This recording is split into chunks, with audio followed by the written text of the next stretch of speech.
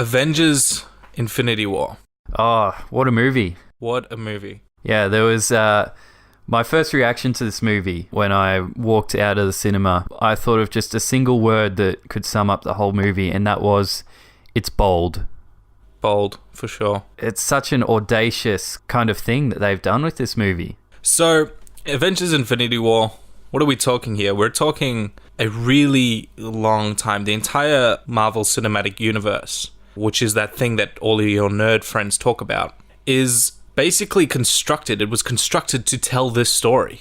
It was constructed from the very beginning. We're talking, 10 years now? Yeah, it's been a decade in the making. 18 movies have all led to this one point where everything comes together into one movie. And, of course, you've had the meme in the last few months where Avengers is the most ambitious crossover event in history. I really think that that's the best description of what this movie aims to achieve. Yeah, I definitely agree. Now, we're coming at this from slightly different perspectives. I did not want to see this movie.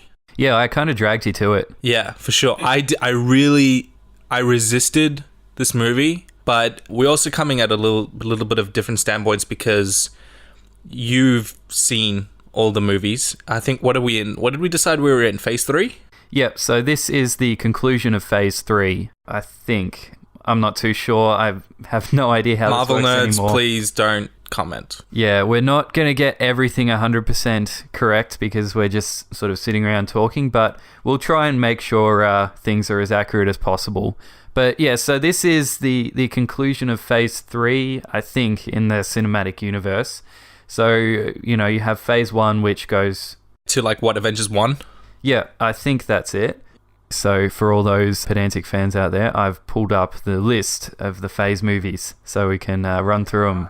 So Phase 1 goes from Iron Man, the first one, which came out in 2008, to the first Avengers movie in 2012. And then you've got Phase 2, which is a lot more sort of world building and individual movies, where it starts off with Iron Man 3, and then it ends with Ant-Man. Yeah, they introduced a lot of new characters. Yeah, it's sort of all this world building and adding in all the sidekicks like, Falcon and... I don't think many people are expecting that. I think most people are expecting the running cast of the stock standard Avengers to continue on into the continuation of the story. But they were introducing characters that are not popular characters. No, and that was one of the things in Phase 2 that was really surprising. Yeah, we've got Black Panther. We've got... That's Phase 3. Oh, okay. Okay, Yeah. I'm with you now. Yeah, Okay, so cool. just looking at Phase 2, you've still got that situation where they made Guardians of the Galaxy, and that was like a mini-series of comics in the 90s that no one had ever really heard of, and they took a total gamble. Not popular at all. And now that's like a huge key part of the cinematic universe, which is crazy. Yeah. But then we get into Phase 3. It kicks off with Captain America Civil War, and that sets the tone for the whole thing. Spoilers for the movie Captain America. The Avengers split. They called it Captain America Civil War, but it was essentially Avengers Civil War. That's what it came down to. Yeah, a lot of people call it Avengers 2.5. And this Phase 3 is a lot of really big budget movies that all sort of converge into Infinity War. So with Infinity War, we're going to be talking about it a lot in this podcast. So we just want to give you ample time. This is a big spoiler warning. We're going to talk about the whole movie. Yeah. If you have not seen this movie yet, don't listen to this episode. Go out and see it for maximum enjoyment of this episode. Yeah, we don't want to ruin anything for listeners who haven't heard it. I think that's enough time, enough of an adequate spoiler warning. So we're going to jump into the movie, sort of just starting from the start and sort of working through it. Now, let's talk for a second a little bit about superhero fatigue. Yes, that's why you were reluctant to go to this movie. I think as big and audacious a plan as this was, it was huge, obviously. This is 10 years in the making, and we're probably not even halfway through the whole story. The thing is that with massive franchises that go on, you're looking at Lord of the Rings, you're looking at these long-lasting franchises that drew in huge crowds. This is the same thing. However, some have criticized Marvel and the Marvel Cinematic Universe, and they've criticized Disney for saying maybe this was a bit too audacious a plan, because there is some serious serious superhero fatigue setting in. Well, that's the thing. Like, I wanted to go into this movie with complete context surrounding it. So this was the first movie I've ever seen where I've done what you could almost call required reading, where I went and watched a couple of the Marvel movies I hadn't seen, and also like rewatched some of the other movies that I'd seen before. It's sort of a refresher before I went into it, because there's so many details in these movies that I knew I just wasn't across them. And then there's the other part of this that's basically setting into the feeling of apathy and almost bordering on viewership protest when people are like not watching these movies. And the thing is, all these movies do really, really well, and they're all good movies. But for some reason, just being a good movie hasn't been enough for a lot of them to stand. Typically speaking, it's like, oh, have you seen the new Ant-Man movie? And you would say no. And they would be like, yeah, but it's good. Why don't you go see it? It's good. It's like, I know it's good. I just don't want to go see it. Well, that's the thing. It's the exact same kind of superhero movie plot, but with different characters. For sure. Yeah, it's very formulaic, and, you know, there's a lot of things that are common across them. And in a lot of the movies, the stakes aren't really that high either. Yeah. Like, you know that the hero's going to prevail at the end of the movie. You know that Iron Man's going to defeat Obadiah Stane or Extremis or whoever he's fighting this time around. Right. And then, to their credit, what you're looking at there is character development. So even though the stakes aren't that high, you're spending time with the characters to learn a bit about them, to learn what motivates them, so that when they eventually form this ensemble cast in the Avengers movies, you're invested in the characters. The stakes are a bit higher in the Avengers movies, for sure. So that can be equally used as a criticism as well as to their credit, for sure. Yeah, well, with Infinity War, you know, the movie just jumps straight into the action with the opening scene. So tell me about it. Like, which of the movies did you see coming into the movie? I hadn't seen Spider-Man Homecoming, and I hadn't seen Thor Ragnarok, because last year I was feeling very superhero fatigued. There were so many Marvel movies that I was like, I just can't keep up with them.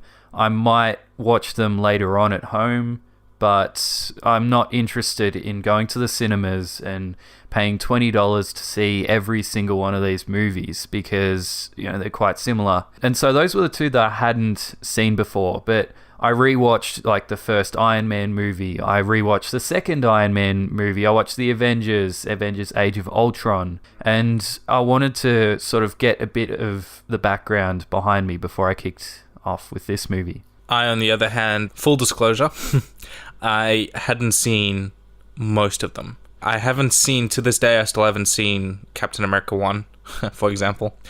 I have seen, in this phase, leading up to this phase of Avengers, I've seen Guardians of the Galaxy 2, which is part of this phase, and I've seen Spider-Man, because I love Spider-Man. Spider-Man's like my favorite superhero. So I definitely wanted to see those two. What about Doctor Strange?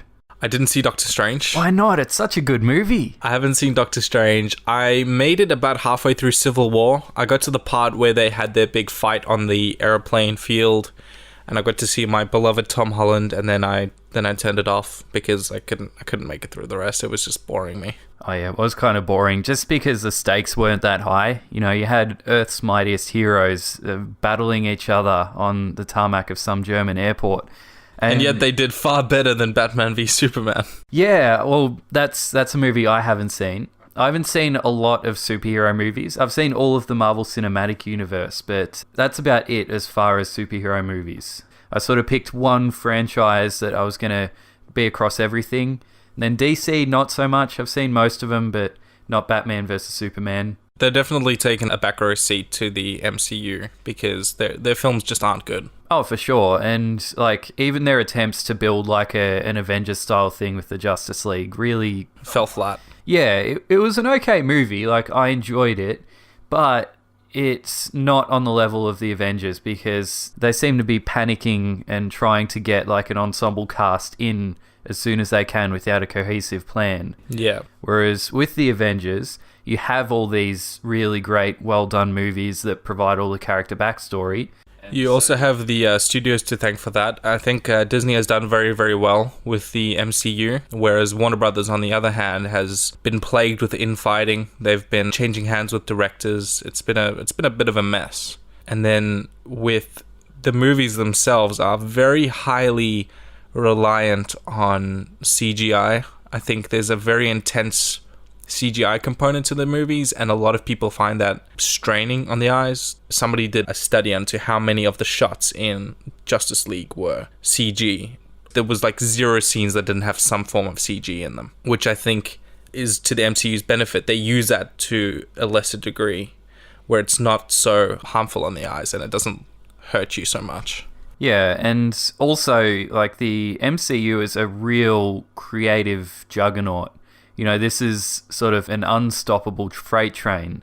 Even when they're having personnel issues, when, you know, they're having trouble with a director and having creative differences, they're like, no, we have to get this done. We're sticking to a timeline. We've got, like, the next 10 years of movies mapped out. If you're not playing ball with us, then you're out, and we'll get someone in who can fulfill your part of this universe. In the same way that you're looking at like a construction site where everybody's got their job and everybody's got to do their job for the overall building of like the house or whatever. Like, it's got to be this collaborative effort between lots of parties to make something special. Yeah, so like the prime example is Ant-Man. That was originally going to be directed by Edgar Wright, who's an absolutely incredible director. I love his movies. So I was really looking forward to Ant-Man, but he was having some real issues with Marvel's management of the things and his creative freedom, because he has a very distinctive style. And it got to the point where he just left the project. Yeah. And so Marvel said, we've already got a release date for this. We're just going to get another director in, and he's going to do the work that Edgar Wright's not. They shoehorned him in, and they said, take over this project. Yeah. Yeah, but at the same time, like, the movie was okay. I don't have much of an issue with it. Like, it was an interesting superhero movie. Can't really say much beyond that because I haven't seen it since it was out in cinemas. Yeah, no flaws to speak of. Yeah. Nothing that makes it, like, detrimental to the story or anything like that. Yeah. But anyway, let's get back to Infinity War, because I'm really interested to see how you handled the opening scene of this movie, because Infinity War starts off with all of Asgard on a spaceship in front of Thanos' capital ship. This is where... Yeah, they've been boarded. Yeah, so Thor Ragnarok ends with, you know, Asgard's being destroyed by Hela, which is Thor's estranged sister, and they're all escaping as refugees on this spaceship. So when you watch Thor Ragnarok, you get all of the context for this opening scene, but you've never seen Thor Ragnarok. I did read the synopses of the plots and things like that. They say you don't really need to watch the lead-up films, but I think you'll definitely enjoy the film more if you do watch the lead-up films. That open worked well for me. I didn't find any sort of jarring or anything like that. So you sort of had a good understanding of what was going on and all the characters? Yeah, but it's not even hard to piece it together. I'm pretty sure that the Tesseract was a point in the first movie. Yeah, the first Avengers, Thor and Loki go and take it away and hide it in Asgard. So we've got the MacGuffin, and the bad guy's here, and he wants the MacGuffin. You know what I mean? Like, it's not hard to piece it together. You can say, yeah, I haven't necessarily watched the previous films to get acquainted or see Thor's character growth, and I haven't seen Loki's character growth, or I haven't seen why they're on the ship or anything like that, but I can still see, okay, bad guy wants this. So the pieces are there, and it wasn't hard to put them together. Yeah, so you weren't lost when you saw that Thor had this killer new haircut? No, because they flogged that in every trailer for Ragnarok. That's the worst part about these trailers. You know, I just want to point out the Infinity War trailer kind of spoiled Black Panther.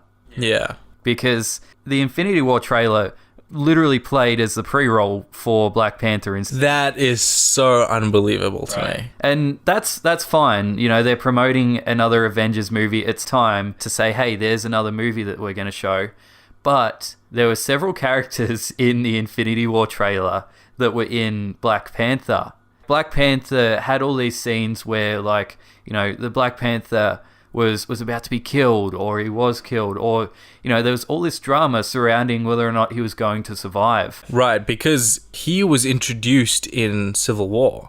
It's not as though the movie Black Panther was his character introduction. Not at all. He had a character introduction already. No, so we know he's in it already, but in Black Panther, there's all these scenes where you don't know if he's going to survive, but then you think back to the pre-roll ads for the movie, you see Black Panther running into this battle in Infinity War, which is presumably after the events of Black Panther, and you're like, oh, so he's not going to die after all. Takes the punch out of it. Yeah, there's no drama involved with whether he's going to survive or not. So there we struck onto a pretty interesting point, because is the pacing that these movies are coming out detrimental to the story overall? Well, to a certain extent. I mean, you have all these moving parts and you've got to keep every little bit inching forward to this goal. But I think in some ways it does affect the story, but at the same time, I guess it ruins some of the parts of it. But, when I think back to watching Black Panther, I think, okay, so he's going to survive this. How is he going to survive it? Yeah. So there's still an element of uncertainty there. You don't know the full outcome. You know the ultimate spoiler that, yes, Black Panther will survive this movie no matter what he gets into.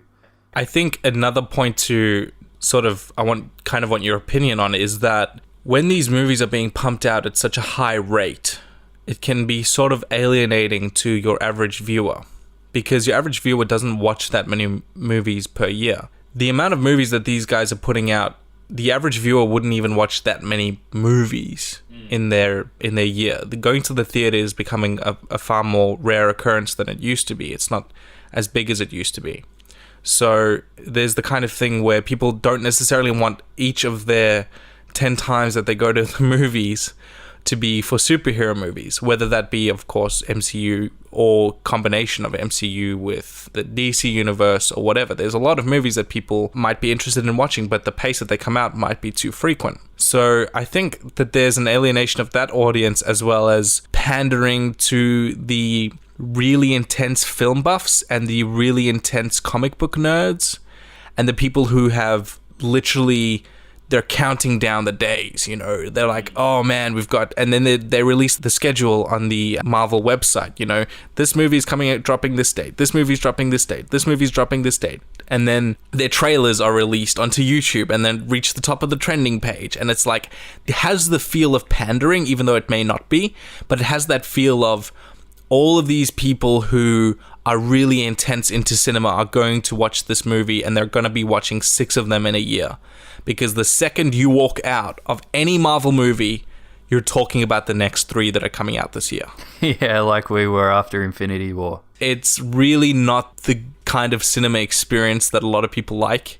Yeah, I think what they're trying to do with this cinematic universe is achieve as broad appeal as they possibly can. On one hand, you've got like the casual film goer where, they'll watch a couple of movies a year at the cinemas. And Marvel knows that, so they put all their eggs into one basket. So, last year it was more like Doctor Strange and Spider-Man. This year it was Black Panther and Infinity War.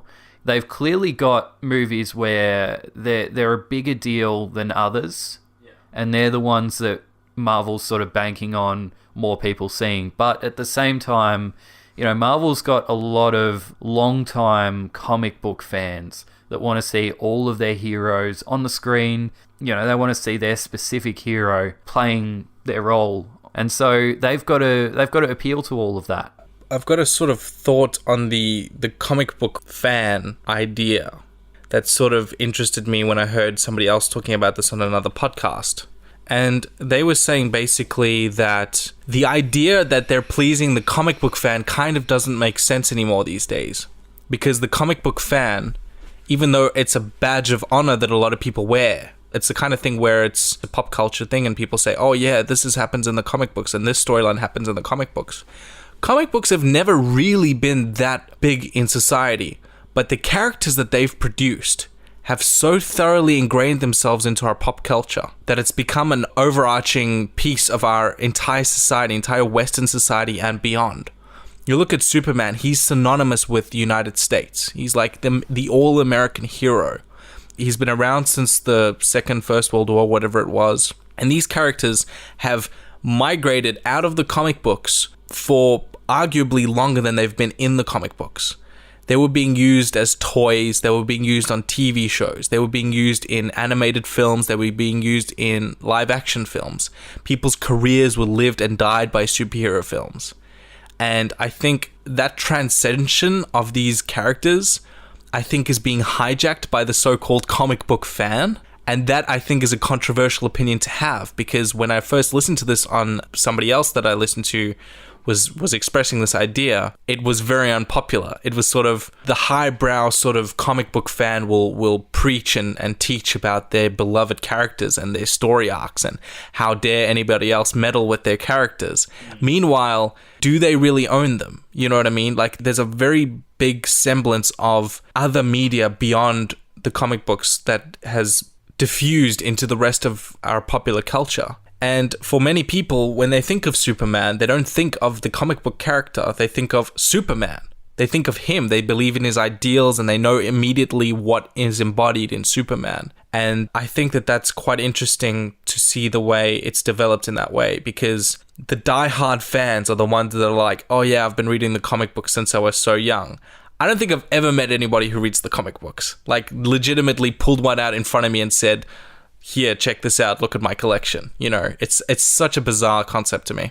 Yeah, I mean, it goes back to these heroes that we know and that are in like the public zeitgeist, the ones that have had film adaptations, you know, in the past 50 years or so. You know, you've got the original Christopher Reeve Superman, and you've got all of these iconic superheroes that were adapted into films earlier on, and they're the ones that have the widespread public appeal. But it goes back to adapting a creative work from one media to another. Yeah.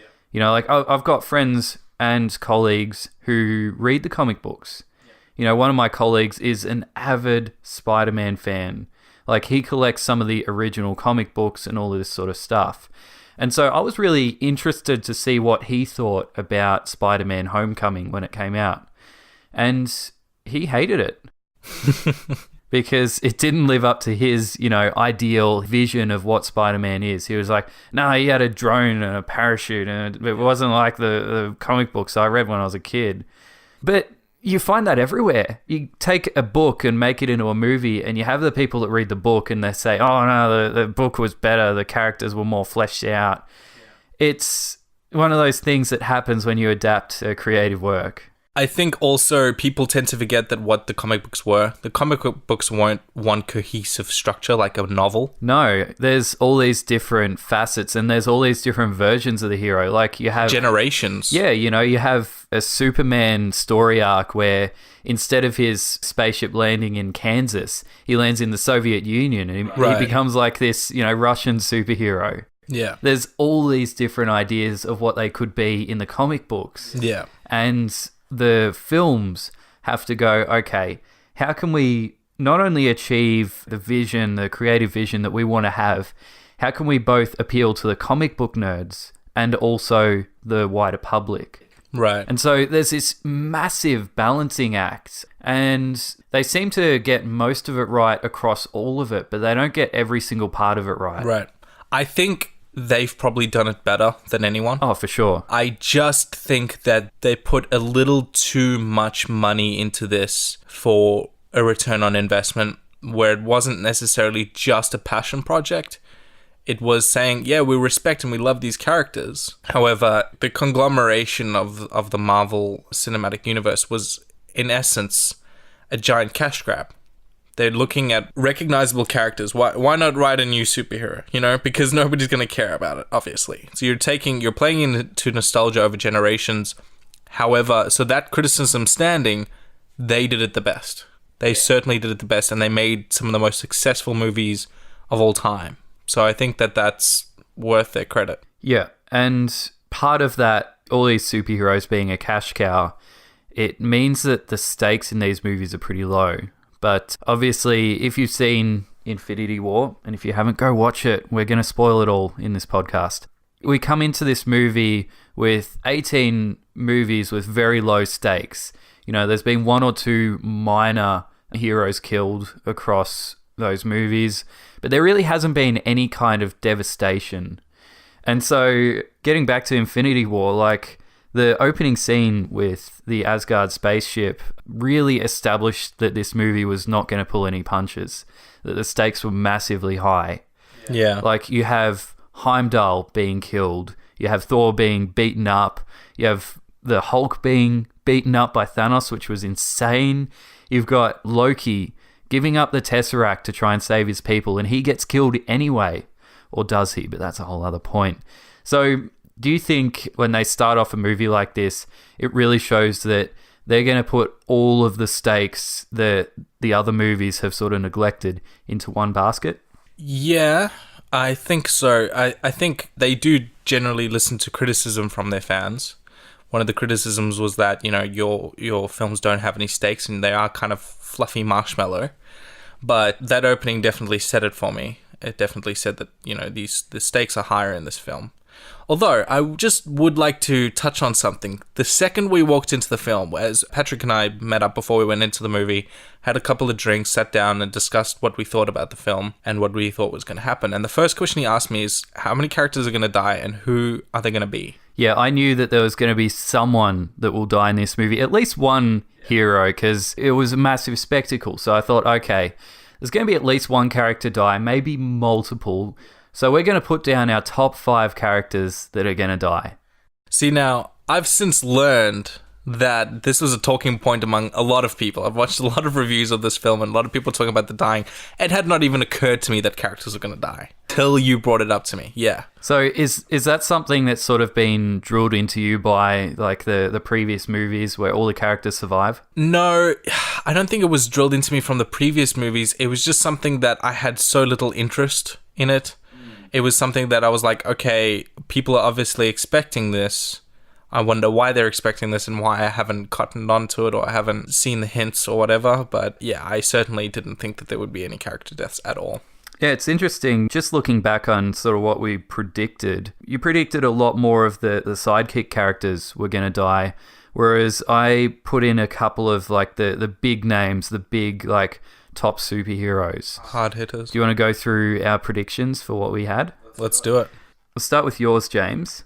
The first character you thought was going to die was Scarlet Witch. Yeah, I thought she was done. She was too much of a side character. I thought that she's got a little bit of character development, and she went from being very Sokovian in one film to very American in the next film. And then she had some sort of love arc with Vision. And I thought that would be a good character to kill. Like, it would have a little bit of a hard hit, as well as, like, not being too devastating, because she hasn't been there since the beginning. Interesting. And your first pick? Was Spider-Man.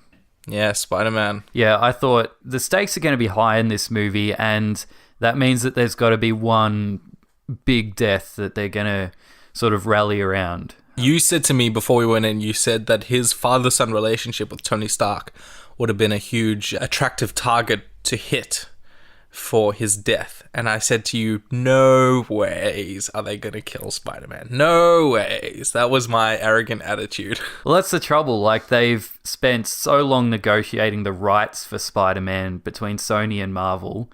On top of, they've just put out a massive hit Spider-Man movie, like the third reboot we've seen this century. It was an amazingly done movie. It's my favorite Spider-Man adaptation. You gotta love the title, Homecoming. Like, we're bringing Spider-Man home, back to Marvel, where he belongs.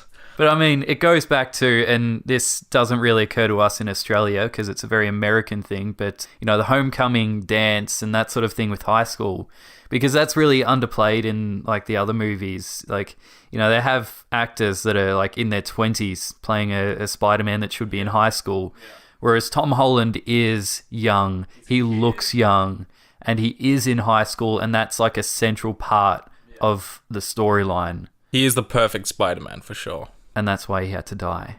That's why he had to die. Because there had to be someone that was going to die that was a big name. Who did you have next? So my second choice was Vision. He was totally inconsequential to me. I found he had no semblance in the story. And I also had the feeling that he was kind of a silly antithesis to Ultron in the last film. I thought that I was like, how'd you come up with that? Did somebody throw you in a room and you came out with that story in half an hour? Obviously Vision is a real character in the Marvel universe. He is a real character. Yeah, but he's a literal designed by committee character. He's got a bit of Thor, he's got a bit of Ultron, a bit of Jarvis, an Infinity Stone, Tony Stark. It's all come together in this one wacky little bloke. Yeah, and I couldn't care about Vision less. I love the actor. I think he portrayed him very well, but I think the character himself was too inconsequential to me to matter at all. Did the big target on his forehead make any literal impact? target? Yeah. Hey, I need an Infinity Stone. Look who's got an Infinity Stone strapped to their forehead. Yeah, well, that's why Vision was on my list. He was like my third most likely person to die, just because of that target, not necessarily because of the character himself. And he became more important in this film for sure. There was, as we'll get into discussing, there was an effort to preserve him and preserve his life being made in the film. That sort of pulled on the heartstrings a little bit. But yeah, he became more important in this film for sure. Yeah. The second most likely person I thought was going to die was Hawkeye. And how wrong was I there? Yeah, Hawkeye was not in this film, everyone. Yeah, he was just... You didn't see him at all, and who knows, maybe he did die towards the end, we don't know yet. Yeah, that'll be something for us to find out. Yeah, but yeah, he wasn't even in the movie. He was mentioned once, but that's it. Who was next on your list? Bucky. So I thought that would be a good character to kill for Captain America's sake, because he did have a fairly good character development for Steve Rogers.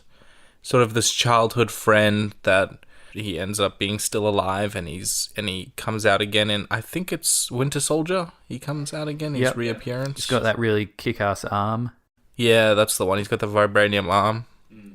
And it's sort of a devastating pull. And then obviously that sort of sets off the catalyst as well a little bit for Civil War. I know I didn't make it through Civil War, but I know that he was a consequential character in that film. I thought it would be a very good thing to have the one thing that Captain America has tying him to his old life was Bucky. And I thought that would be a good character death.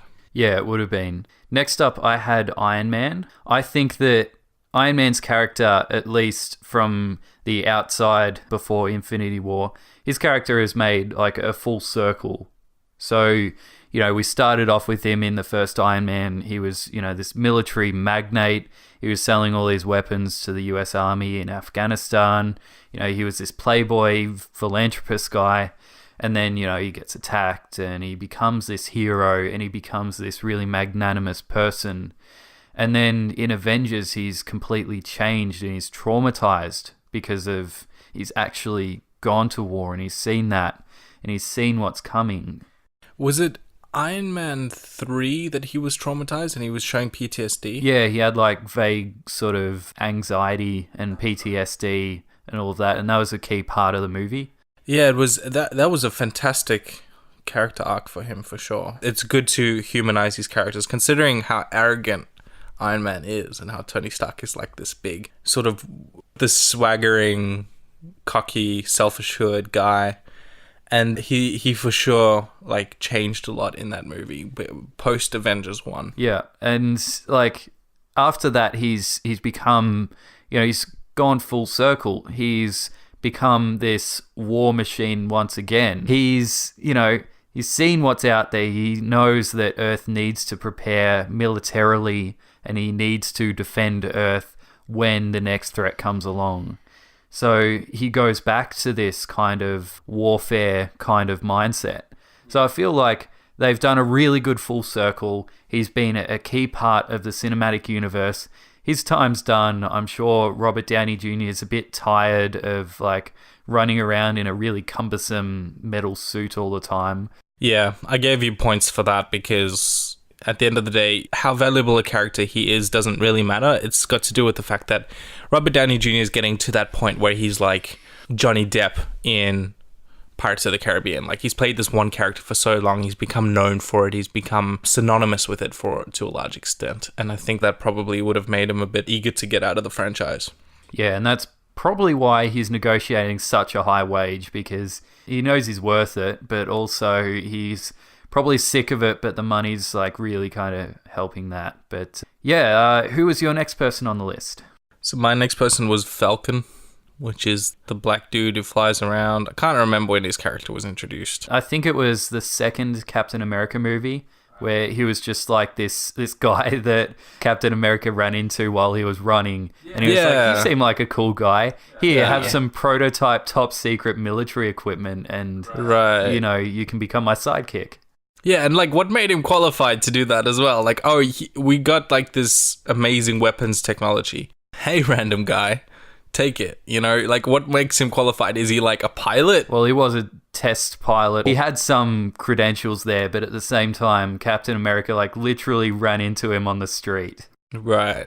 Yeah. It was a bit far-fetched. Yeah. I don't know. He did an alright job. He was like the cheapest Avenger they could shoehorn into Ant-Man, which really like added some depth to that movie. Yeah. But yeah, he wasn't a very standout character. He was, again, just very inconsequential. Inconsequential? Inconsequential. He was a damp squid. He just couldn't do anything. Yeah. The last person on my list was Bucky. I had him on the list for pretty similar reasons to you. I thought that, yeah, he's going to be a major driving force for Captain America. And it's also going to be not only symbolic to Captain America of like this last thing tying him to his past, but it's like the last sort of thing tying the whole universe to that past. Yeah, true. Because it all starts there. Yeah. Although we did get a brief cameo of Red Skull in the movie. Oh, that was so weird. Yeah, it was odd, wasn't it? Yeah. I mean, it was so unexpected, but he was like the perfect character to be guarding the Soul Stone. Way better than that really awful Winter Soldier cameo of the Doctor. Was it the... Yeah, he was like the doctor that made the super serum. And he was put into the computer. Yeah. And he was the bad guy in the end. And it was like, oh, Hydra lives. And I was like, oh, that is so dumb. I don't know. I really liked that movie for the undertones of like mass surveillance and all that, but yeah, it was the movie was good. Don't get me wrong, the movie was good for sure. But they wanted to tie everything back to Hydra, and I was like, wow, they're making Hydra way more important than I thought they were. Yeah, that link was very tenuous, but it seemed to work well until the point where like he was literally on just like a couple of hundred tape drives. Yeah, like we can't even get artificial life working like in 2018, let alone, you know, like the 60s and 70s. It was pretty contrived. The Red Skull's appearance in Infinity War was a little bit more palatable. Yeah, it was much more powerful as well, because he was a very powerful enemy. Yeah. So my last character was Hawkeye, so we agree on that one. I think he'd gone through some decent-ish development as well. He sort of went from this like crazy talented archer who was getting his mind controlled, and he had some awesome one-liners about, you know, fighting aliens with the bow and arrow and how silly that is. And he was a cool little everyman. He was Natasha's sort of male equivalent, where they were like, hey, you don't have to have superpowers to be cool. You don't have to have all the great technology. You can just be like an archer. It's cool, you know? Yeah, but that also made him like the most expendable of the original Avengers. For sure. Yeah, he was an interesting character. Was it the second film where he was like, I want out, I want to go, you know, retire and stuff? Yeah, it was Age of Ultron, where he was like, you know, one last heist movie and then I'm done. Yeah. And then we meet his family and we're like, whoa. Yeah. Yeah, I mean, he had a great sort of character development, and he would have been a sort of good person to have his story end in this movie. But as we mentioned, he wasn't even in it. Yeah, wasn't even in it. I think he was referenced once, like you said, and that was it. Yeah. So I had some concerns for you not having seen a lot of the movies, that you might be a little bit lost. But as you've said, you sort of had a lot of context from just the history of these characters. But on top of that, there were several one-liners in the movie where they literally summarized several of the movies. Yeah. You know, you had Tony Stark talking about he's not on speaking terms with Captain America and summarized the whole plotline of Civil War in that conversation. You had Age of Ultron and Thor Ragnarok sort of summarized in these one-liners. Yeah. There were these very poignant discussions between the characters where they were saying, you know, this happened. And you're like, oh, cool. I had no idea Bucky Barnes was in Wakanda. And I was like, oh, I guess he's there. That makes sense. Yeah, he was like in a post-credit scene of Black Panther, and that's where they establish he's in Wakanda. You're like, okay, cool. Yeah, he's there for some reason. Yeah. But that's the thing, like, this movie has too many superheroes, and because of that, like, so many of them haven't met, so many of them don't know each other's backstory, so they literally have to have these dialogues of saying this has happened. It was a very good way of working in that exposition, but at the same time, it became a bit of a hindrance in a lot of the scene. I think it was a hindrance for sure, but they were kind of self-aware. One of my favorite lines of the whole film was Spider-Man catching all these characters on his web when they were all flying through the air, and he's like, got you, lady, got you, guy. Sorry, I don't remember your names. Like, it was the most perfect thing. And I was like, okay, at least they're self-aware. There's a lot of those kind of lines, and there's also these, like, scenes where characters are meeting each other for the first time. You've got Thor meeting the Guardians of the Galaxy, and he's saying, oh, you speak Groot? And he's like, yeah, I speak Groot. It was an elective on my home planet. And yeah, it was kind of silly. It was a hindrance for sure, but at least they got away with it by shoehorning in some humor there. Luckily, humor is what Marvel does well. So they can be like, I'm shooting aliens with a bow and arrow. None of this makes sense. So they're like, okay, we get it. It's a bit weird, but guys, it's just a superhero movie. Relax. Yeah, and it works well narratively. Like when you have Iron Man and the Guardians of the Galaxy on Thanos' home planet, and the Guardians have never seen Iron Man or Spider-Man or Doctor Strange before. So they don't know whether these people are a threat or not. So they start attacking each other. Yeah. And that was really well done, where like they finally understand, oh, you're from Missouri. Yeah. That's America. No, he's like Earth. He's like, I'm from Earth. He's like, oh, I'm from Missouri. He's like, that's Earth, you idiot. That was a very good line. Yeah. The basic plot of the film is Thanos, played by the very charismatic actor Josh Brolin. Yeah, he's phenomenal and did very well. He's chasing down Infinity Stones. I watched a lot of reviews of this film, people talking about it like, sorry, not reviews, but like preambles, like they were saying prediction videos and things like that, after the fact. So I watched these all after the fact. I didn't watch any going into it, but after I'd watched the film, I watched some of these prediction videos and people saying, oh, he's going to get like 3 Infinity Stones and we're going to have to wait for the next one until he gets the rest. And so people had ideas that they knew he was going to go for the Infinity Stones. It kind of makes sense. He's got this gauntlet that he wears on his arm and he was going to get the Infinity Stones to go into them. So he gets the Tesseract Stone. And then the basic tenet of the rest of the film is that he is chasing down the rest of the Infinity Stones. Yeah, but the trouble is that there was so much to pack into this movie that they literally had to leave one of the Infinity Stones just off camera. So he gets the Tesseract at the beginning of the movie. Right. That's his second stone. Yeah, but he got the first one at the end of Guardians. Yeah, there's a post-credit scene where he gets the purple stone. Oh, I've totally forgotten about that. Yeah. Because, like, they mention it in the movie. They were like, oh, he destroyed Xandar. And I was like, when did this happen? Did they just leave an entire planet's destruction off camera? It was a post-credit scene. Oh, right. There's a scene with him floating on his fancy rock. Oh, there's too many things to keep track of. I know, it's ridiculous. But yeah, so like he's got 2 and then he goes on to get, well, the other 4. So what was the third stone he got? I can't even remember. He sort of chases down the one that he had to get that only Gamora knew where it was. So that's a part of the film where he's led by Gamora to go get the stone. Yeah. And I kind of want to talk a little bit about Thanos before we go more into the movie. Yeah, because this movie was a Thanos movie. This was 100% a Thanos movie. Thanos was the main character in this film, which makes sense. They've got him right at the top of the poster. He's the biggest character. He was relatable.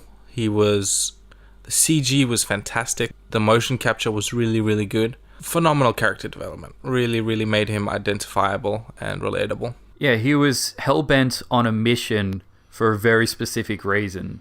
You know, he saw his planet get destroyed by overpopulation, and he was like, people, you know, humanity and all that has become too much in the universe. We need to scale things back.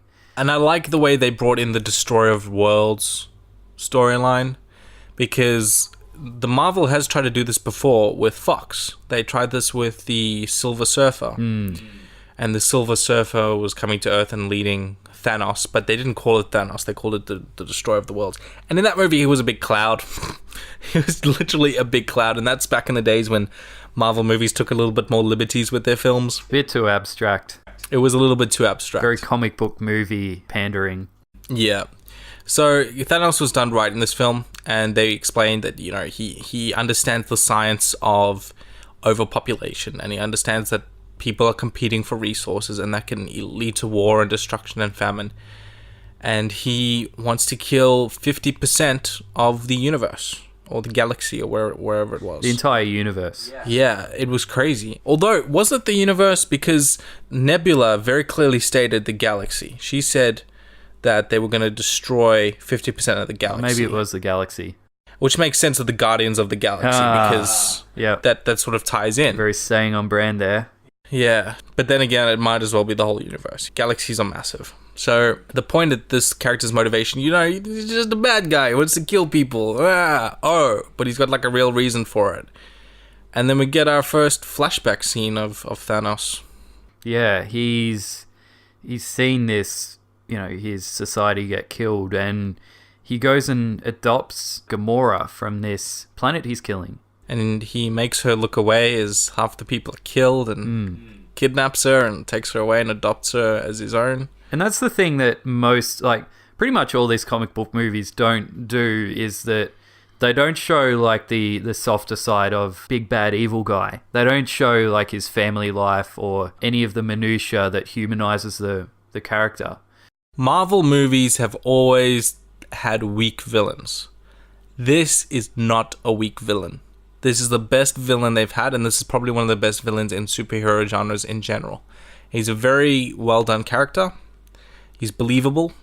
And that first flashback made you go, oh, this is some interesting thing. It doesn't just give you a little bit of backstory about him, but it gives you a backstory into his relationship with Gamora, where he said, I'm going to take you, I'm going to take care of you, you've got spunk, kid, I like you. It was very interesting, the way that first flashback happened. Yeah, and it intertwines extremely well into when he's getting the Soul Stone, because you see that this character loves Gamora. He cares for Gamora, because she's his adopted daughter. And that's the last thing that he needs to sacrifice in order to gain the Soul Stone. Where does he get the Reality Stone from? He gets it from nowhere. Like the place called Nowhere. That's right. And that's when he does the fake out with... Yeah, he kills, in quotation marks, Mantis and Drax. Right, when he slices them up with Reality. Yeah, I thought they actually died at that point. I was like, oh, okay, they've killed some more characters. But no, they like morph back together because it's the Reality Stone.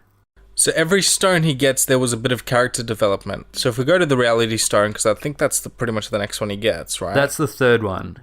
Yeah. Right, so he's got two. He's got the purple stone and the blue stone from the Tesseract. Yep. Then he's moving on to get the red stone. The Reality Stone. So, yeah, the Reality Stone he obtains by sort of... He sort of bends reality in Nowhere because... He already had the Reality Stone then. Did he? I don't know. This is the problem with the plot then. Because he did a fake out when they walked in. The whole thing was an illusion that they were seeing, because they come out and they're like talking to the character, and then Gamora kills Thanos. She stabs him. But the whole thing was an illusion. So he must have had the Reality Stone already. He must have taken it from the Collector and was doing a fake out. Okay, so he probably took it from the Collector and drew the Guardians into a trap. So he draws Star-Lord and the rest of the characters, minus Groot and the rabbit. He draws them into a trap, and she sort of has these flashback moments where she's remembering everything, and she kills Thanos, and Thanos collapses to the ground, and the Collector applauds, and then you realize afterwards that everything was just an illusion, and that he's obtained the Reality Stone. And then we get a really powerful scene between Star-Lord and Gamora. It was sort of shrouded in this humor of, I told you to go left, and then she says, kill me, and he pulls the trigger. And it was a very intense moment. They just said I love you to each other. These are characters that everyone's like, when are they going to get together? You know, we've been through 2 movies already and they haven't gotten together yet, you know? Very good story arcs there with Star-Lord and Gamora saying that they love each other. And he pulls the trigger to kill Gamora to try and spare her knowledge of where the next stone is. And that kind of got to me a little bit. That was the sort of first emotional punch. And then out of the gun comes Bubbles. And you realize that the reality stone is really powerful and has the ability to change everything around him. So he captures Gamora and he goes in search of the 4th stone. And that's the first point in this movie that we see like the main underlying theme of this, and that is sacrificing something huge for what you love.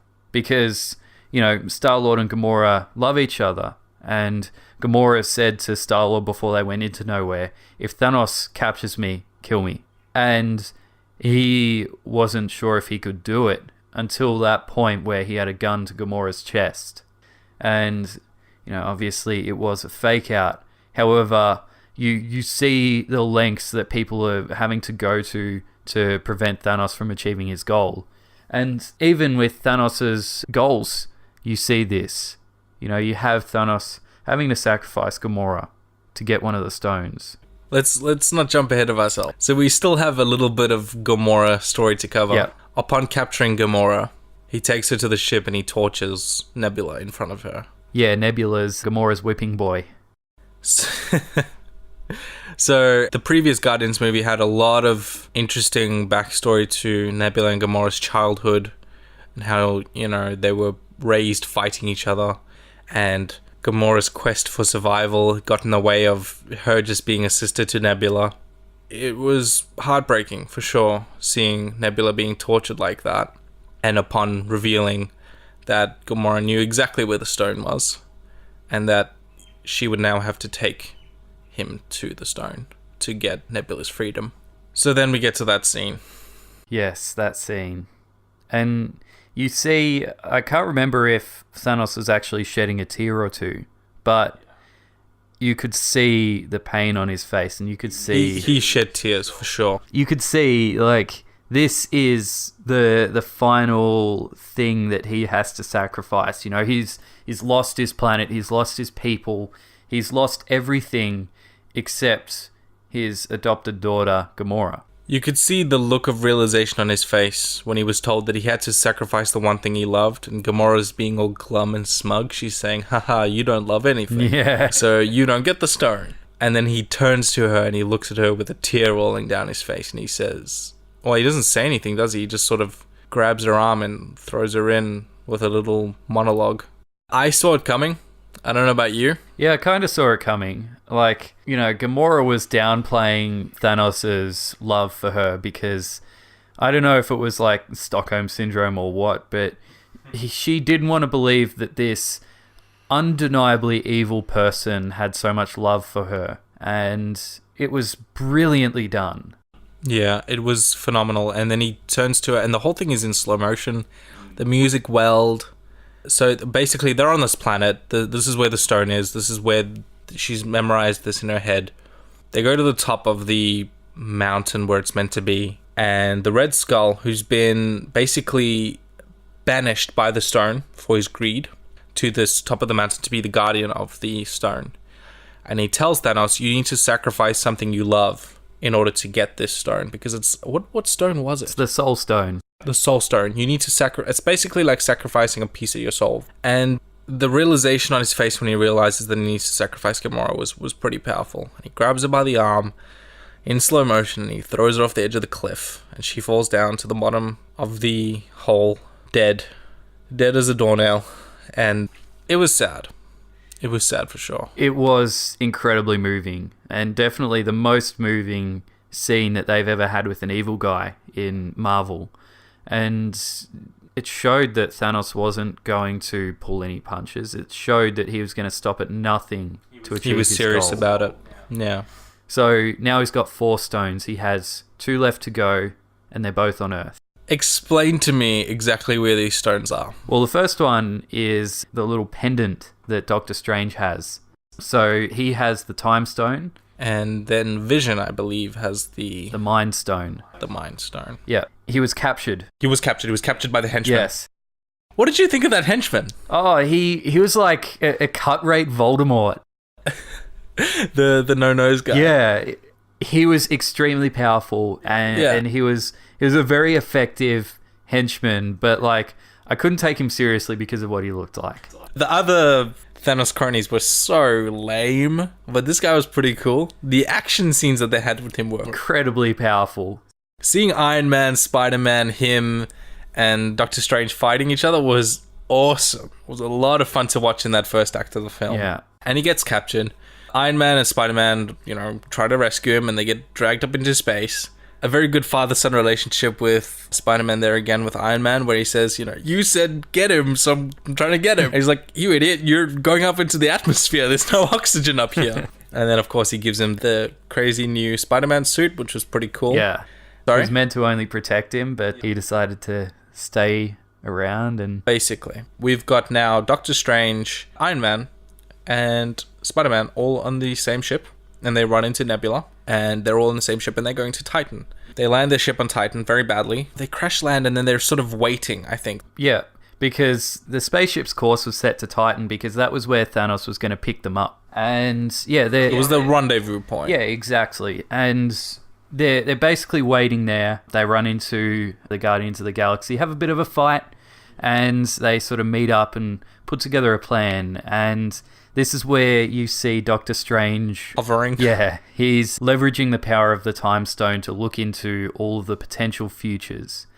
And then he reveals that they only have a 1 in 14,605,000 chance of coming out of this. This becomes important later in the film, but those odds weren't very good.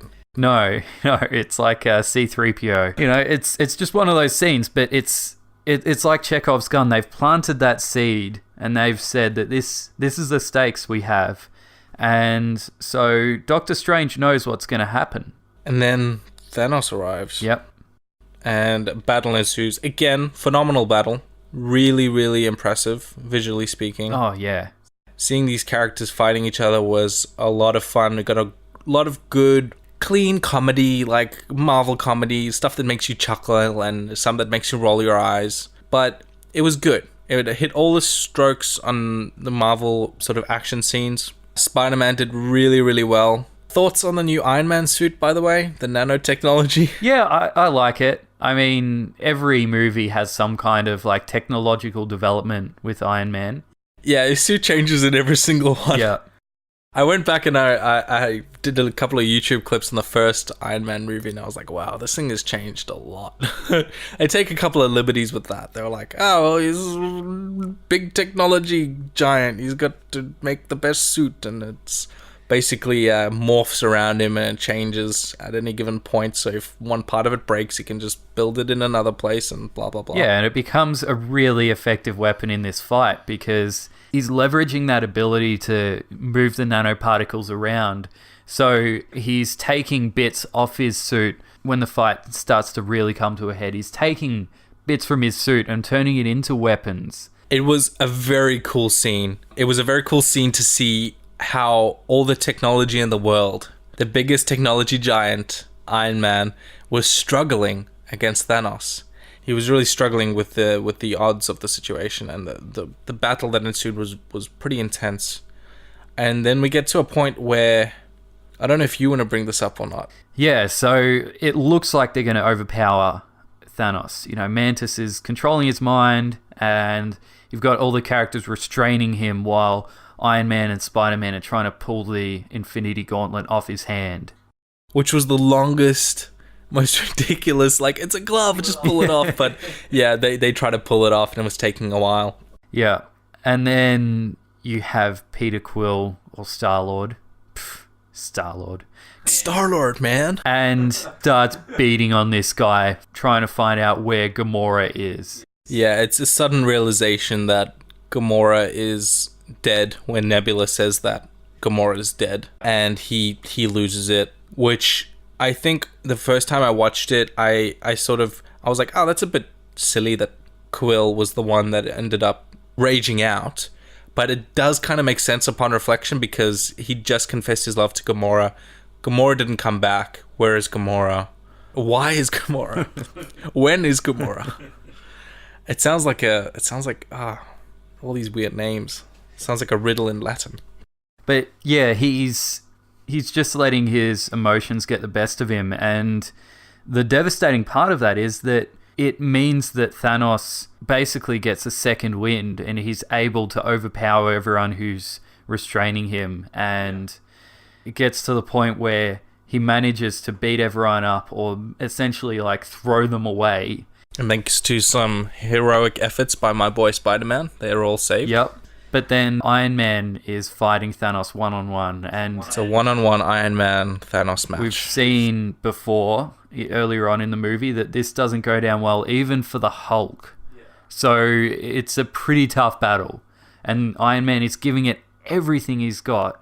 He's using the nanotechnology of his suit, and he's making sort of spears and things out of it, trying to attack him, and he's losing bits and pieces because Thanos is ripping pieces of Iron Man's suit and throwing it away, and it was a very good hand-to-hand combat battle.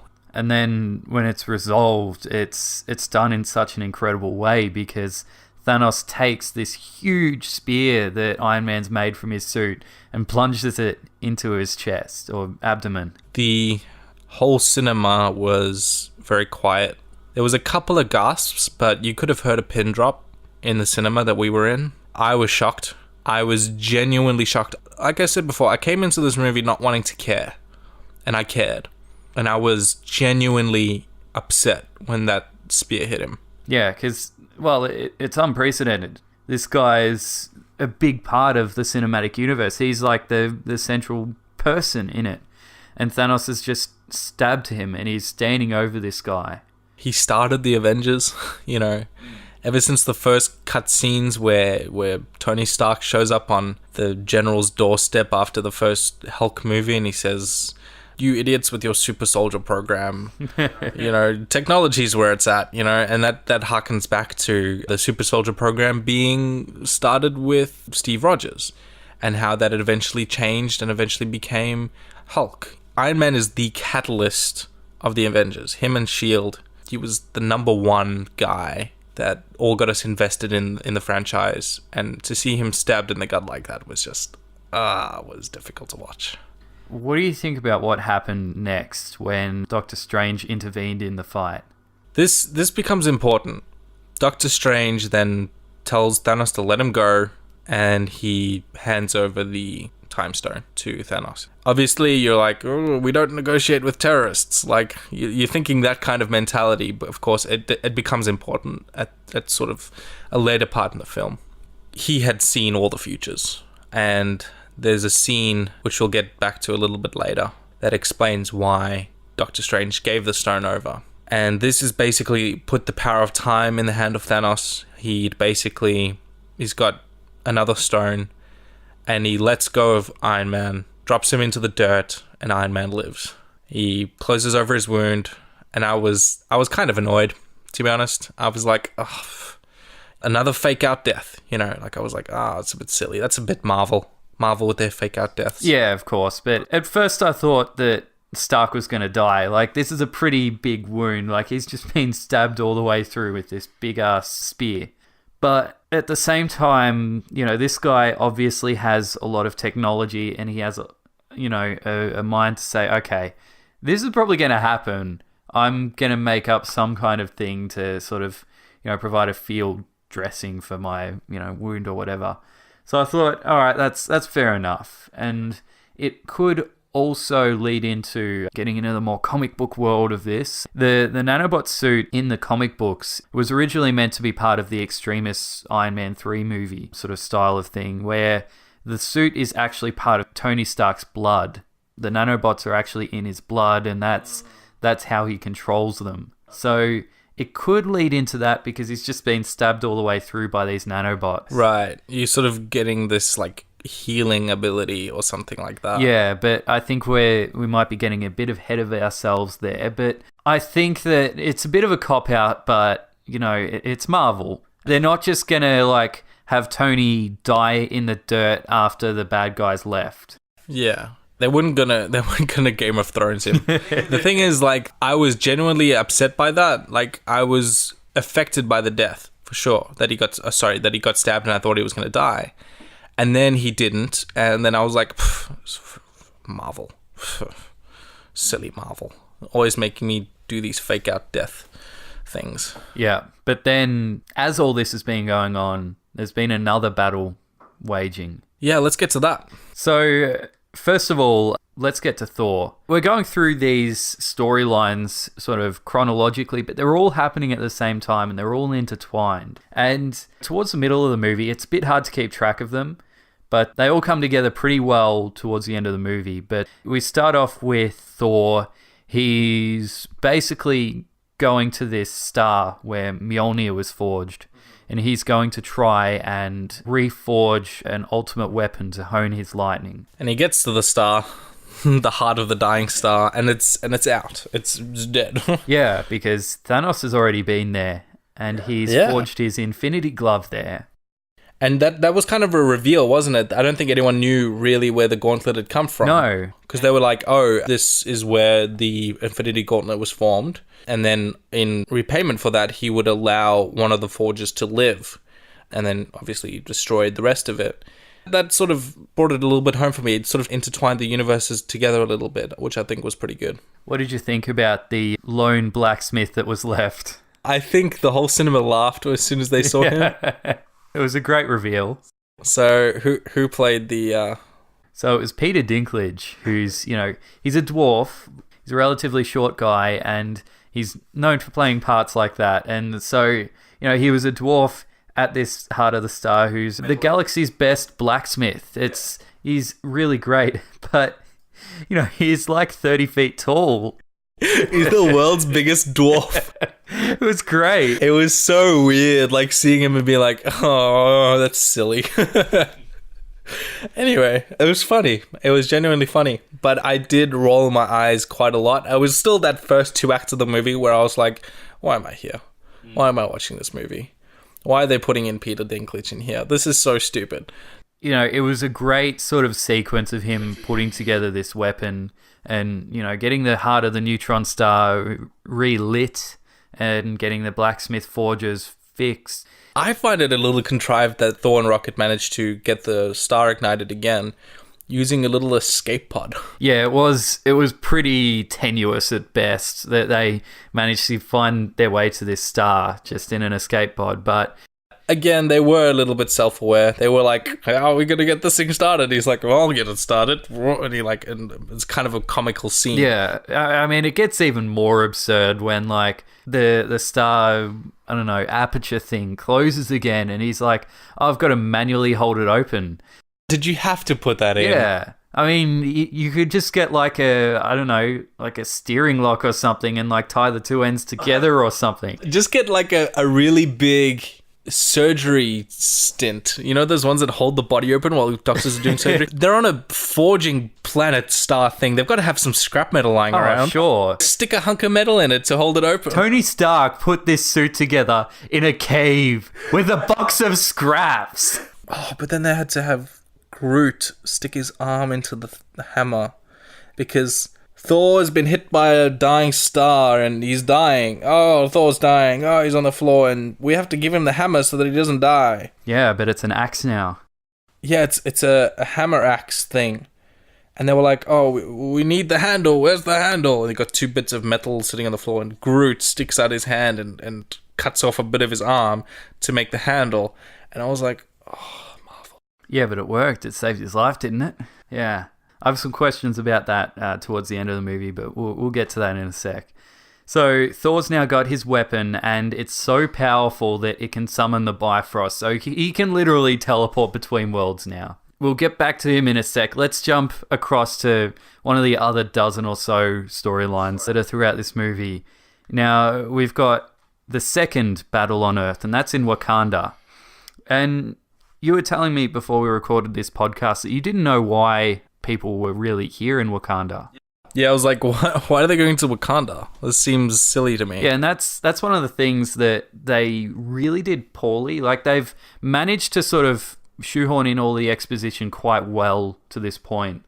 But this little situation where they have to go to Wakanda to get the Vision's Infinity Stone out of his head, Yeah. that would have been pretty well explained in Black Panther, because Black Panther's sister is this incredible scientist.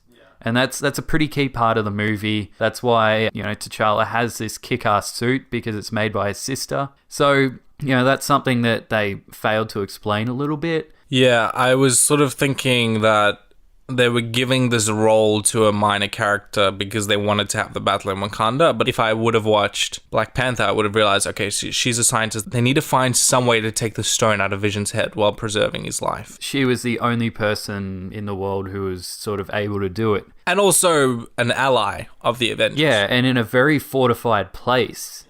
And I thought it was, having had all that context surrounding it, because I've watched all the movies, it was a really well established scene with all the context, and it was a really great way to get into Wakanda and to get the Black Panther and all of the Wakanda soldiers into this movie, because this is where they were going to have their final stand. It worked to their convenience. They wanted to have the battle in Wakanda because it's this isolated and highly fortified area. So it makes sense, you got an army of invading crazy aliens. So we need somewhere for them to make their last stand, and it worked well. What did you think when the battle started to break out? I got the feeling that the movie was going to end there. I got the feeling that, okay, they're building up to this final climactic scene. I didn't like the fact that half the Avengers was still trapped in space. But again, I think what they're doing there is they're legitimizing the bridge between Tony and Steve Rogers.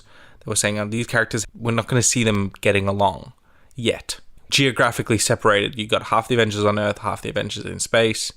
And I was expecting them. I was like, when are they going to bring the other Avengers back down to Earth? And if they're going to do it, are they going to do it in Wakanda? Okay, that makes sense. So I'm waiting for the Avengers to join in Wakanda. Waiting. Oh, when's it going to happen? It's going to happen any second now. Yeah, the battle looks like it's going to be lost. These people are being pretty beaten up by these insect-like creatures that look like WWE wrestlers. Yeah. And the Wakandans have this giant force field shield that around their entire country.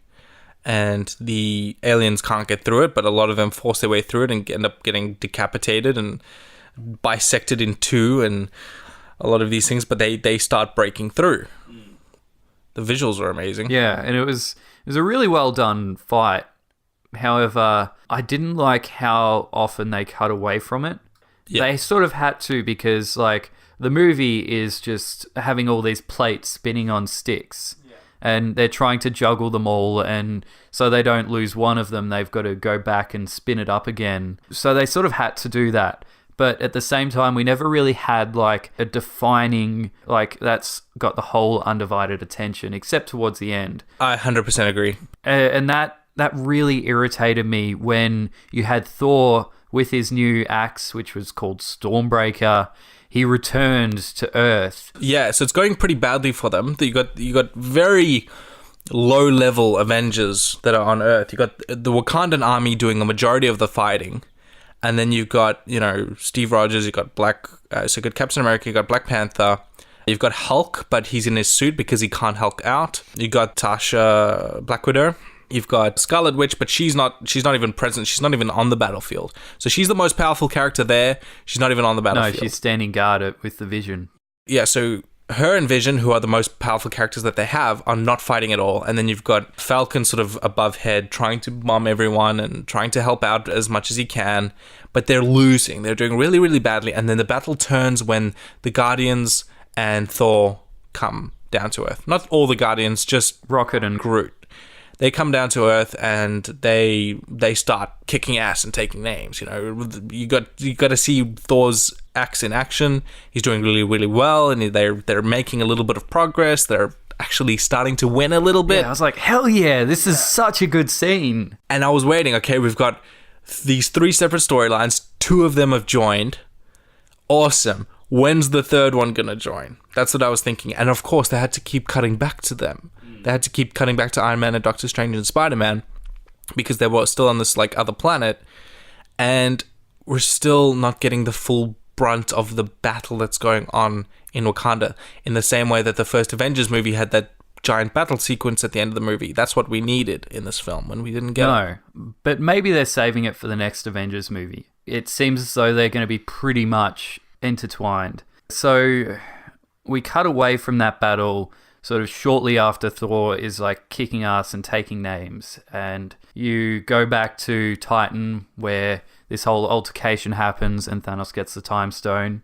And then you go back to Earth and somehow they're losing again. They didn't explain that again. If we had a battle sequence, we could have seen that happening. Maybe they cut away from it just so they could shoehorn that in.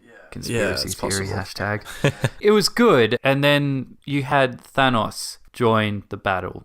And that's sort of when the tide starts to turn again. Yeah. That's when stuff got real. So, one note I want to harp on again about my hatred of Disney and Marvel. Obligatory female fight. Oh, yes. You had to have all the females fight. Every female character was in a ditch together, fighting with each other and for each other. You had the main female villain, which was the Thanos crony, whatever her name is. I don't even know. Who cares? And she's taken down Scarlet Witch because Scarlet Witch has finally joined the battle because she's this big, powerful character. And they're like, oh, we got her. Let's get her, because they know she's important. And then out jumps Okoye? She's like, you're all alone. And out jumps Black Widow. And she's like, she's not alone. And you got these four like little female side characters fighting each other. And it just felt very like, overly shoehorned progressive. It was like, oh, we gotta have development of these female characters. Like, we already had strong female characters. They were like doing really, really well in their own right.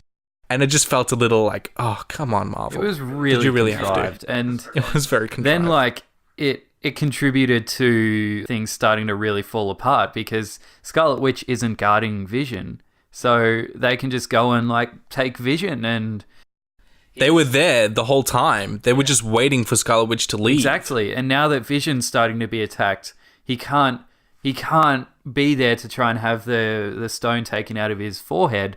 So he's got to fight. He's got to join the battle now.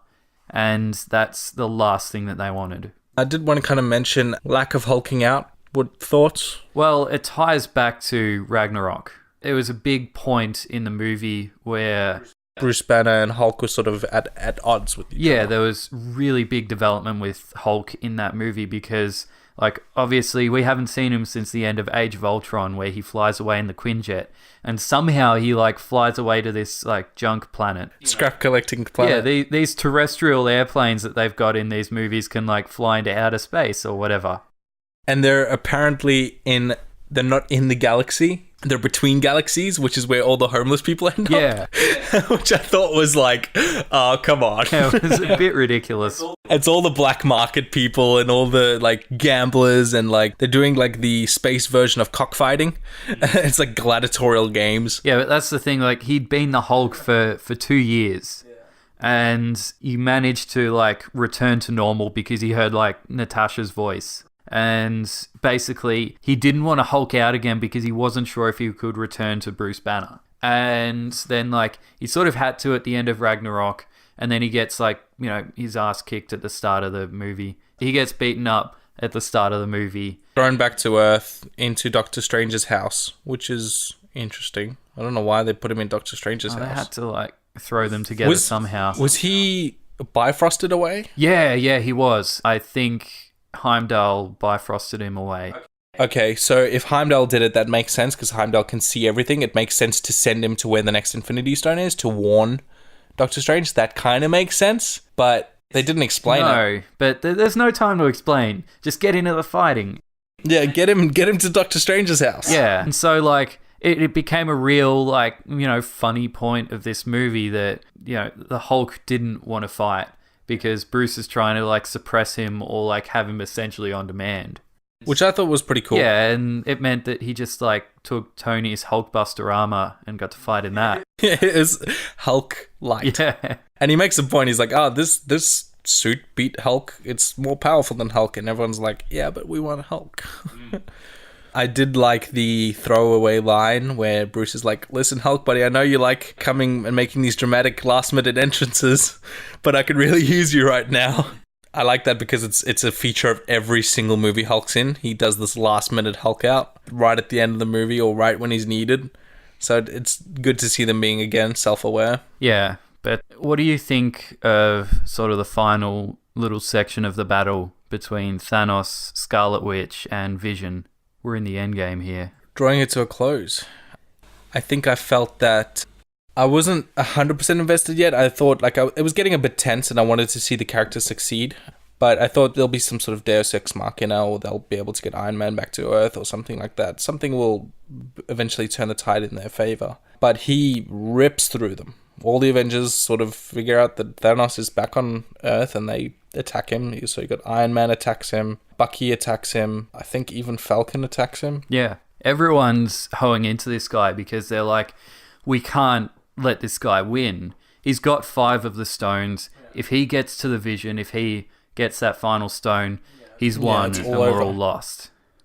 So you have Scarlet Witch and Vision. In the earlier part of the movie, they discussed that she should just kill him because she has a special connection with him. She should just destroy him and destroy the stone. So they're standing in front of each other and Thanos is approaching, just taking out Avengers left, right, and center. Taking out Hulk, taking out Captain America, and not doing very well. And they have this emotional, intense moment where she's crying and she decides that she's going to have to kill Vision.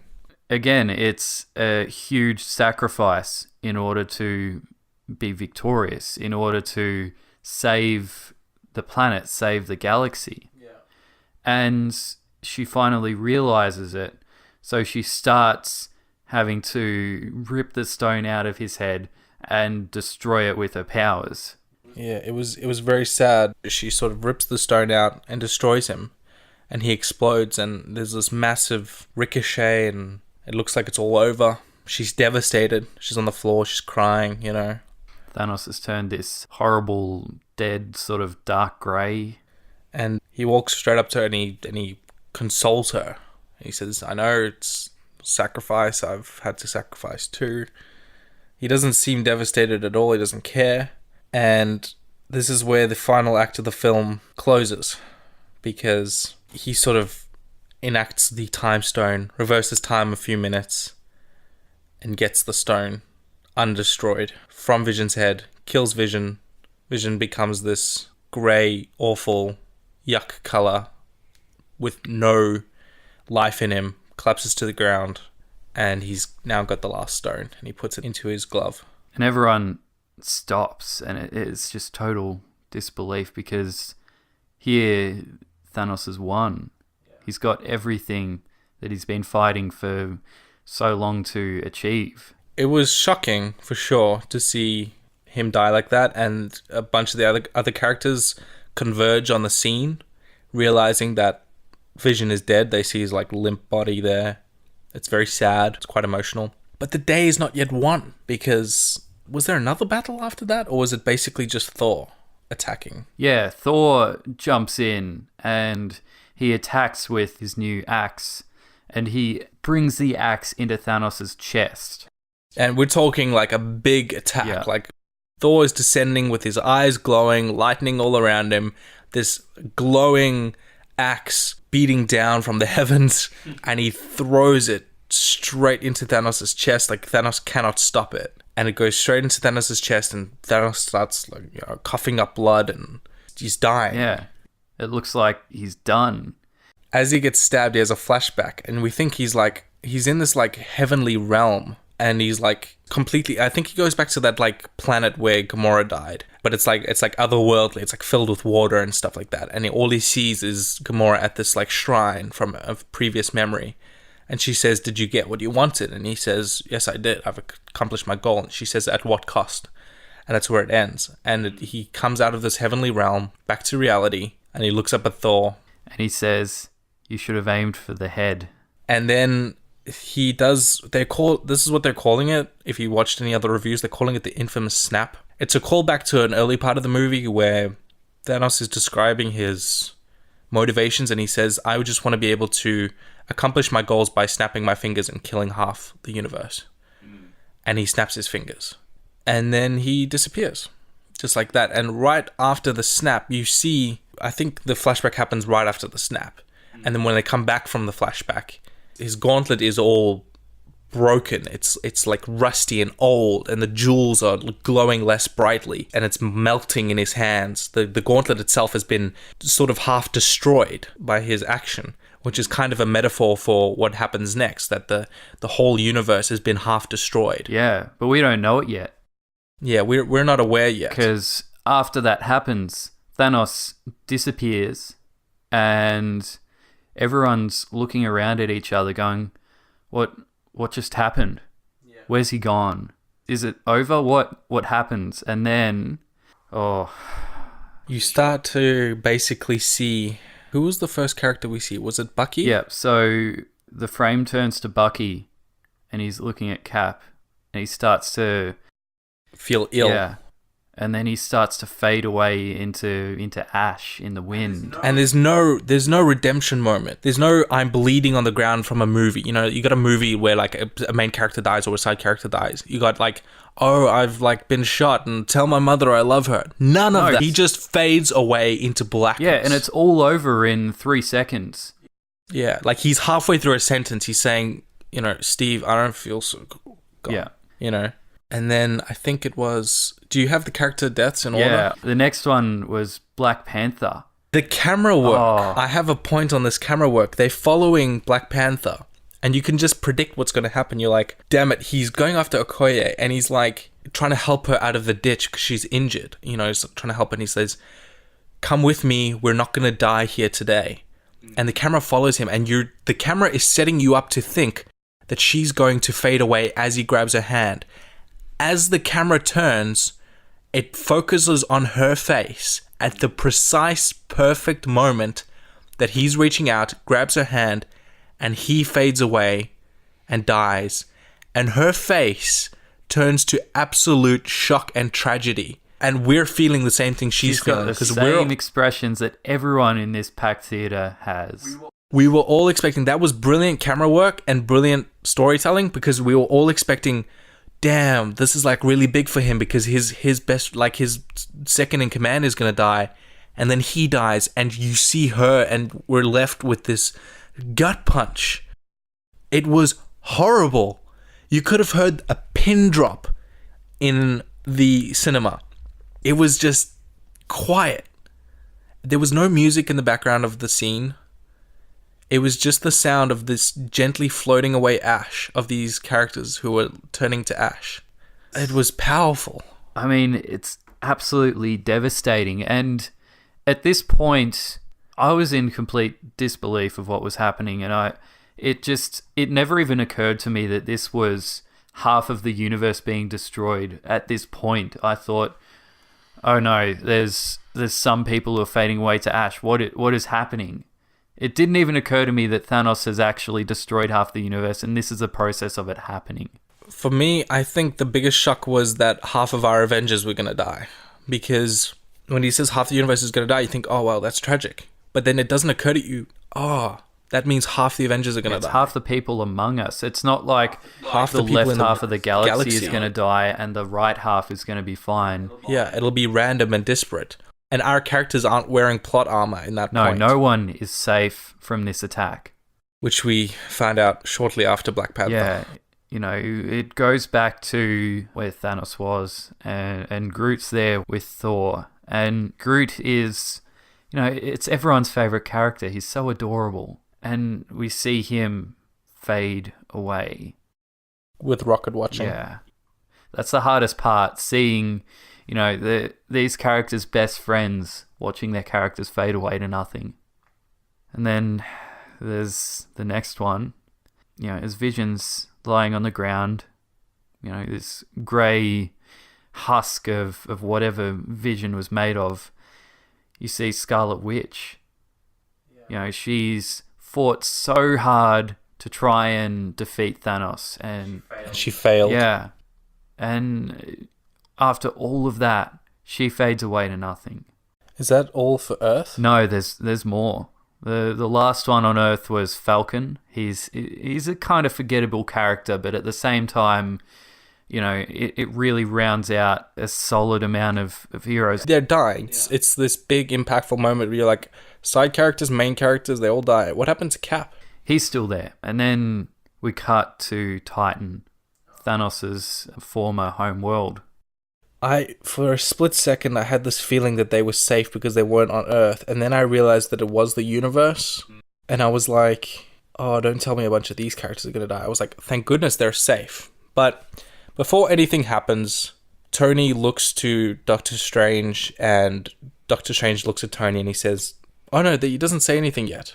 First, who dies? Yep, so we go to Titan, and, all these characters, just like on Earth, but probably for a little bit longer, they're just standing around in disbelief, sort of thinking, oh, how are we going to get home and fight Thanos or whatever? And all of a sudden, out of the blue, Mantis fades. Yeah, she just disappears, followed soon by, I think, Drax. Yep, Drax is next.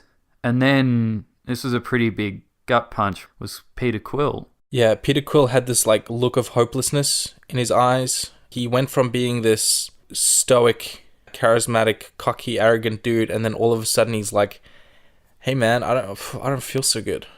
And he's looking around, and he's just this look of sheer desperation and devastation on his face when he fades away. Then there's a little bit of a gap. You sort of reeling from these three characters' death in quick succession. You've had half of the Guardians of the Galaxy die. You've literally only got Rocket left. They're all dead. Yeah, we see Doctor Strange and Tony Stark sort of looking incredulous at each other.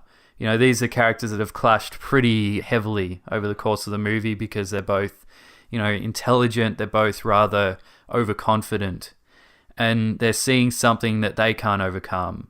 But Doctor Strange saw this coming with the Time Stone. And so he says to Tony Stark, this was the only way.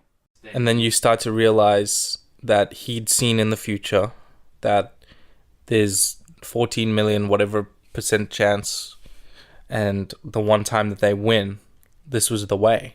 And he said, this is the only way. He looks at Tony, and then he fades away to nothing. That one shocked me. I was not expecting Doctor Strange to die. Especially since he knew what was going to happen. I was thinking that he would have to live because he would be able to use the Time Stone to bring people back or something like that. And then he fades away. It's like all hopelessness. And then this one hit you harder. Oh, this one killed me, man. I don't even want to talk about it. Tom Holland, the best Spider-Man in the world.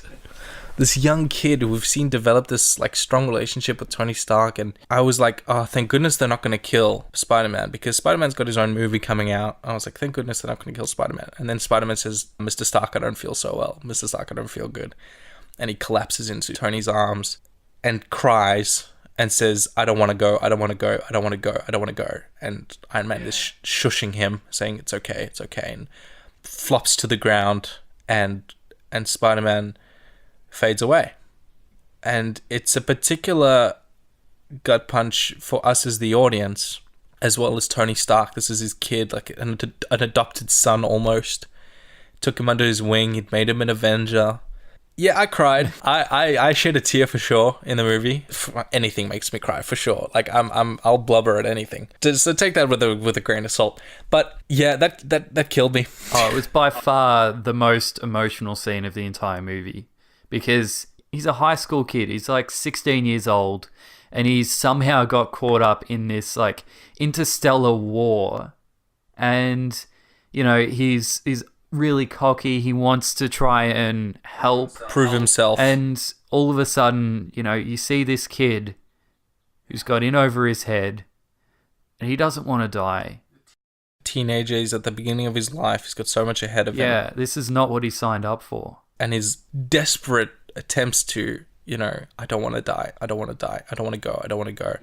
It ripped me apart. I've never seen there was so many gasps in the audience because they thought he was safe. They really thought he was safe. And then it was a really intense character that we all loved. That he was so innocent. He was cracking jokes, and he was a character that everyone liked. Every other character in the universe sort of has, that character's a bit silly and this character's a bit contrived. But Spider-Man was new to the franchise. He'd been introduced very, very well in Civil War. Then he got his own movie, and he did really well in that movie, and it was cool to see this like friendly neighborhood Spider-Man dealing with friendly neighborhood Spider-Man things. It wasn't all about the end of the world. There was just some guy stealing weapons, and I gotta get the guy who's stealing the weapons.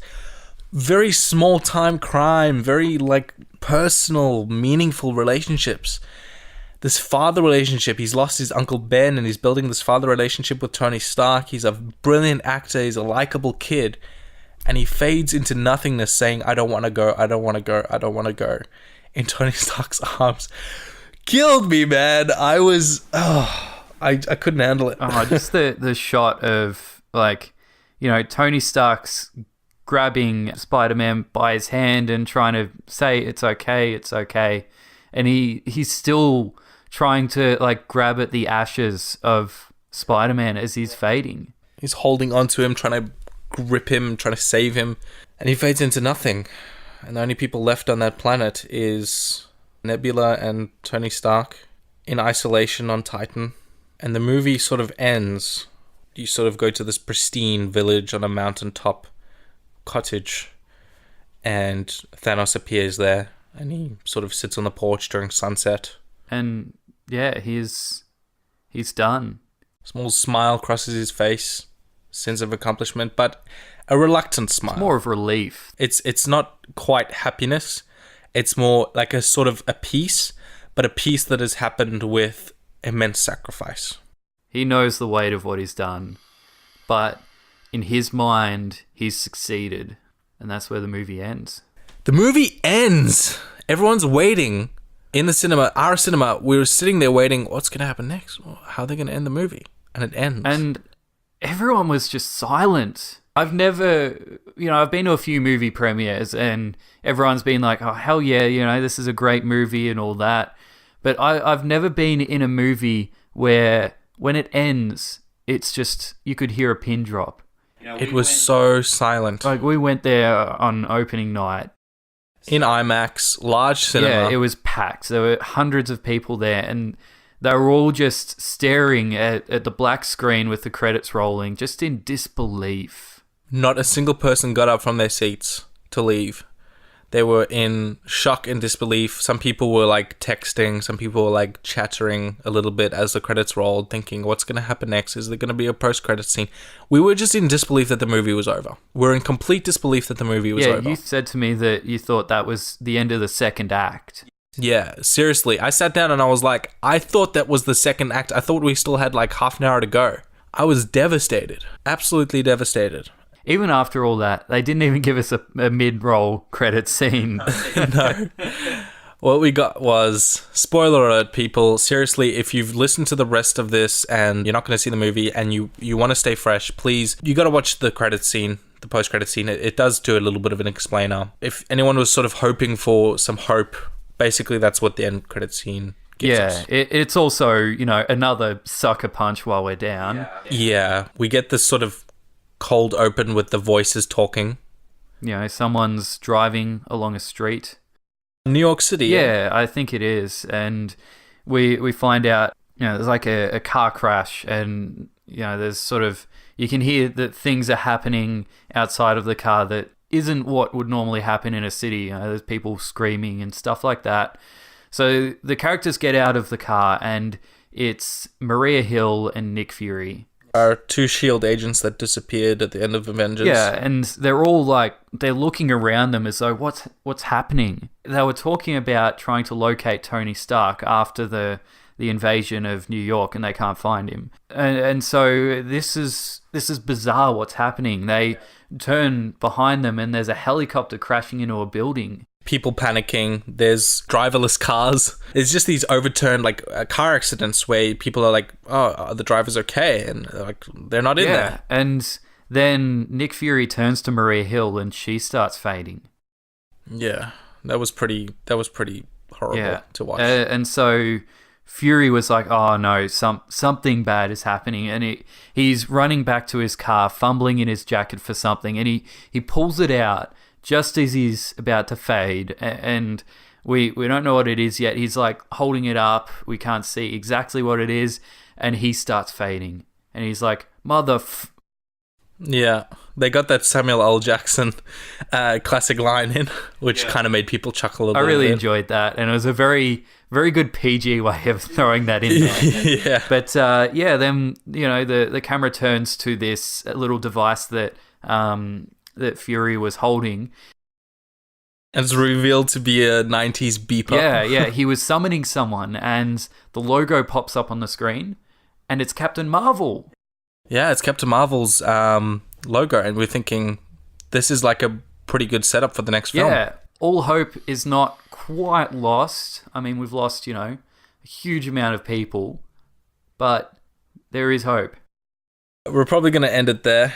This movie, I think we need to talk about in isolation. We also do need to talk about in terms of the broader scope of superhero movies and also the broader scope of the Marvel Cinematic Universe and its conglomeration. So there's more discussion to be had there, certainly on the next episode for sure. But don't expect a very long, drawn-out one like we did in this one. No, we're not going to go through things frame by frame.